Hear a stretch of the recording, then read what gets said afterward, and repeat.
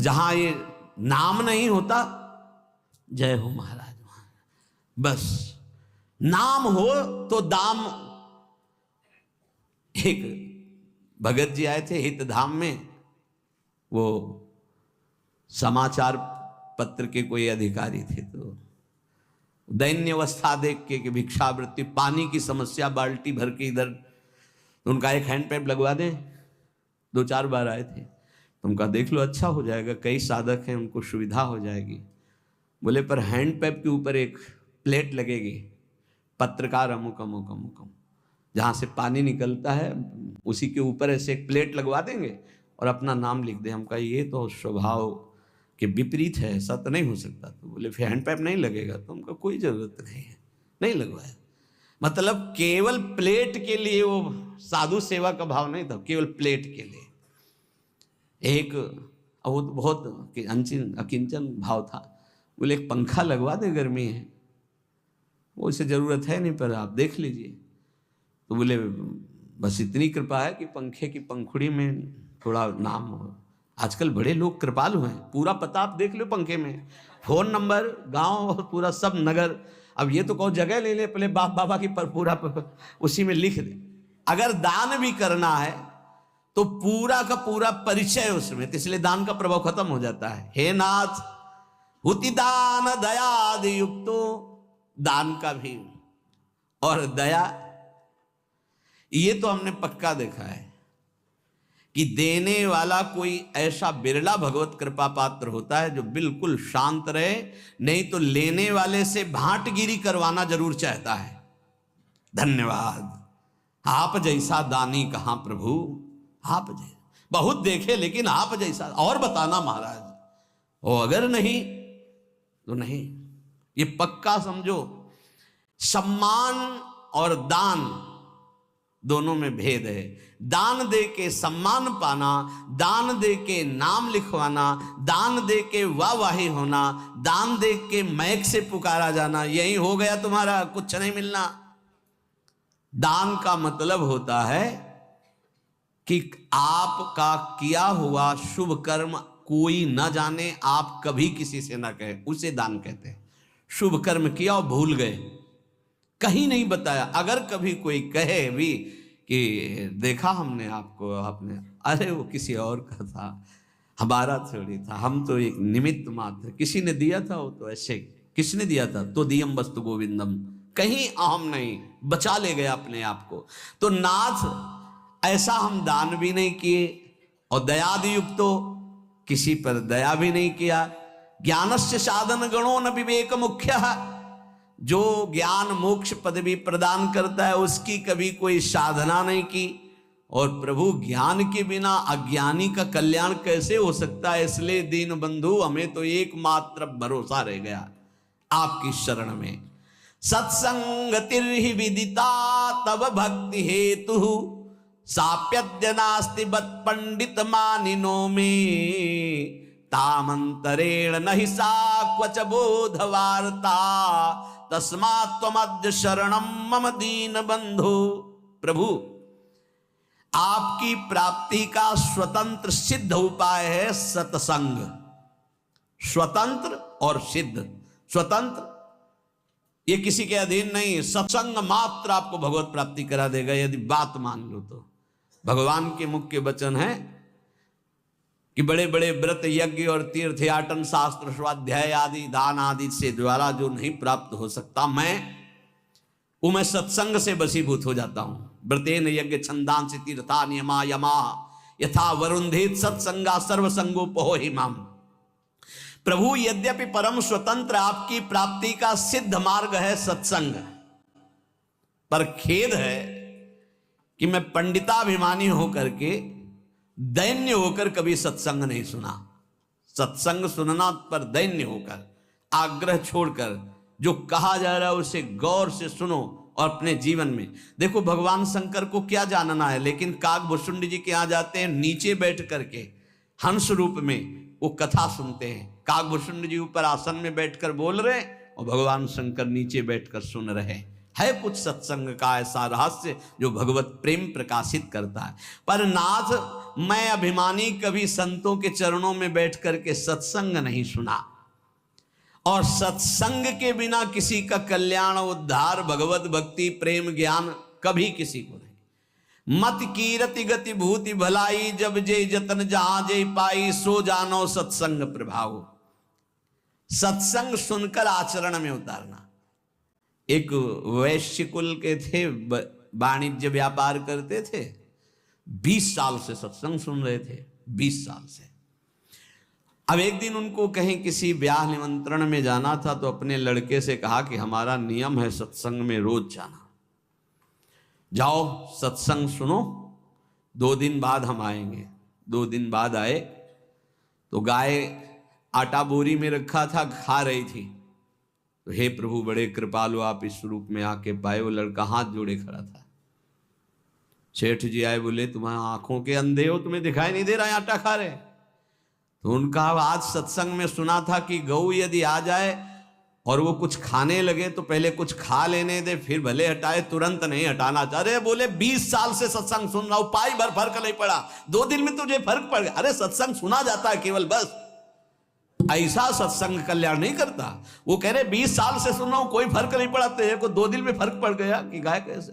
अरे पंडित जी बोलते रहते, संत जन बोलते रहते, जाके सुन लिया, ऐसे सत्संग नहीं सुना जाता। बोले सत्संग हो रहा है, चलो साधु महात्माओं को 5 मिनट बैठ लेते हैं। सत्संग का मतलब होता है जो सुना, श्रोता सोई परम सुजान सुनत चित रति करे।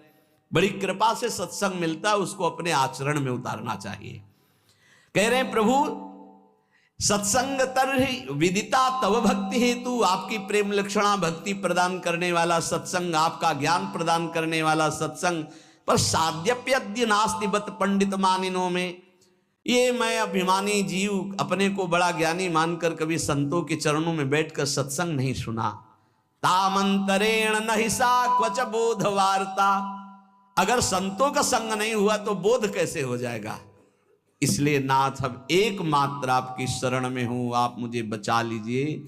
दृष्टिर्न भूत विषया समिता विधाना, वैषम्यमेव तदियं विषयी करोतु, शांति कुतो मम भवेत् समता न चेत् स्यात्, तस्मात् त्वमद्य शरणं मम दीन बंधो। प्रभु मैं किसी से निष्काम मित्रता नहीं की। दोस्ती काहे की होती है आजकल? दोस्त के सुख को लेने की, बस इसी बात की दोस्ती होती है। और दोस्त किसे कहते हैं? कुपथ निवारी सुपंथ चलावा। दोस्त का परिचय जो कुपंथ से हटा करके सुपंथ में चला। दोस्त वो है, हमारी दोस्ती की कसम, अगर तुमने गलत आचरण किया तो आज के बाद हम मिलेंगे नहीं, तुमसे बात नहीं करेंगे, ऐसा दोस्त होता है। कुपंथ निवारी सुपंथ चलावा। लेकिन ऐसे दोस्त तो भगवान की कृपा से मिलते हैं, जो निष्काम हमसे दोस्ती करें, हमारे किसी भी सुख को देखकर उसके भोगने की इच्छा न रखकर जो हाथ मिलाए उसे दोस्त कहते हैं। और जो कुछ सुख आकांक्षा से दोस्ती की जाती है वो दोस्ती नहीं होती, वो स्वार्थ होता है। आज स्वार्थ के खेल को दोस्ती माना जाता है। प्रभु हमारे हृदय में कभी आपको लेकर प्रसन्नता प्रकट नहीं हुई, भोगों को लेकर हुई प्रसन्नता। इतना रुपया आ गया, इतनी गाड़ी आ गई, ये व्यवस्था हो गई, ये आपको लेकर प्रसन्नता नहीं हुई। प्रभु इसी के कारण कभी पाप से मन हटा नहीं, पाप करता रहा। दीन बंधु अब दुर्गति पक्की है, अगर आप न बचाओगे तो दुर्गति पक्की, क्योंकि ऐसे हमसे आचरण बने हैं। नाथ पापेनुपेक्षणवतो मम मुत कथम स्यात्, जब हमारी पाप की उपेक्षा नहीं, पाप ही कर रहे तो हमारा कल्याण कैसे हो सकता है। नेत्राधिकम मम बहिर्विषयेषु शक्तम, नान्तर्मुखम भवति तान विहाय तस्य, क्वान्तर्मुखत्वमपहाय सुखस्य वार्ता, तस्मात् त्वमद्य शरणं मम दीन बंधु। ये इंद्रियां बहिर्मुख भाग रहे हैं, कभी अंतर्मुख नहीं हुई, और अंतर्मुख हुए बिना भगवत प्राप्ति का रास्ता नहीं मिलता। सर्वात्मना न विसृजेत बहिरिंद्रियाणि, एक इंद्री फंसाकर पूरा जीवन नष्ट कर सकती है। अजामिल ने केवल यही एक इंद्री, नेत्र इंद्री से देखा व्यभिचार हो रहा, पूरा जीवन व्यभिचारी बना दिया। नेत्र इंद्री ने सौभरी जी की चूक कर दी और देखा मछली के मैथुन को, पूरा जीवन 50 ब्याह किए। और जो पूरी इंद्रियां बाहर किए उनकी दुर्दशा क्या होती होगी लिखने लायक नहीं है। प्रभु नेत्रादिकम मम बहिर्विषयेषु शक्तम, सारी इंद्रियां बाहर घूम रही विषयों में आसक्त। नांतर्मुखम भवति तान विहाय तस्य, कभी 1 मिनट के लिए अंतर्मुख नहीं हुई।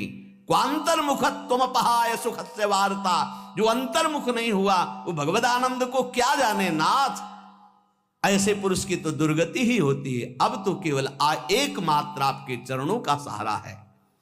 त्यक्तम गृहाद्यपि मया भवताप शांतई, नासी दशो हृदो मम माययाते, साचाधुना किम विधास्यति नेति जाने, तस्मात् त्वमद्य शरणम मम दीन बंधु। भगवान, कभी मुझे ऐसा नहीं लगा कि संसार दुखमय है, कभी ऐसा नहीं लगा कि ये संसार छूटेगा। देखो सबको ऐसा ही लगता है, ये शरीर सत्य है, पत्नी सत्य है, पुत्र सत्य है, मकान सत्य है, 1 सेकंड में सब छूट जाता है। आंख मुंदी, शरीर भी गया, सब छूट गया। कभी ऐसा अगर लगता तो इसका अंदर से त्याग करके आपका भजन करते, लेकिन कभी ऐसा नहीं लगा कि संसार दुख में है, ये पुत्र परिवार आदि सब मुझे छोड़ देंगे, कभी ऐसा नहीं लगा। ये ऐसा क्यों? क्योंकि मेरा मन गंदा हो गया, मलिन हो गया, आपकी दुरंत माया में फंस गया। वैसे प्रभु मैं बहुत अशांत और दुख को भोग रहा हूं। इस समय क्या क्या दुर्दशा होगी ये मैं सोच रहा हूं, क्योंकि मेरे द्वारा ऐसे आचरण हुए हैं। किसी ने एकांतिक में प्रश्न किया कि मेरे द्वारा गलती नहीं हुई फिर भी उसका मुझे दंड मिल रहा है, क्या भगवान क्या न्याय है? तो उनसे प्रार्थना की थी, वृंदावन में बैठे हो, इसी जन्म के आप रजिस्टर को अपने खोल कर देखिए। ऐसे पाप किए हैं जिनका दंड नहीं मिला, गुप्त हो गए हैं, ना आपने प्रायश्चित किया ना क्षमा मांगा है, तो वो कर्म कहां से आपको भोगने को मिलेंगे? ऐसी जगह फंसाएंगे जहां 100 में 100% आप निर्दोष हैं, पर आपको दंड भोगना होगा। ये वही दंड है जो 100% पाप हुआ था, कोई ना आगे क्रॉस करके निकल गए, वो गुप्त हो गया। वो गुप्त नहीं हुआ, वो बढ़िया सज सजा के तुम्हारे आगे परोसा जाएगा। वो आएगा और ऐसी जगह दंड देगा जहां आप कसम खाओगे कि मैं निरपराध हूं, पक्का माना निरपराध हो, लेकिन वो अपराध आपको वहां दंड देगा। हमारे भगवान के न्याय में कहीं किंचन मात्र न चूक होती है, न मिलावट होती है, और न वहां घूस चलती है, न वहां वकालत चलती है। इसलिए यही डर ही डर हरिवंश हित, जिनो भ्रमय गुण सलिल पर, जे नामन मंगल लोकती हूं, सुहरिपद भजु न विलंब करे।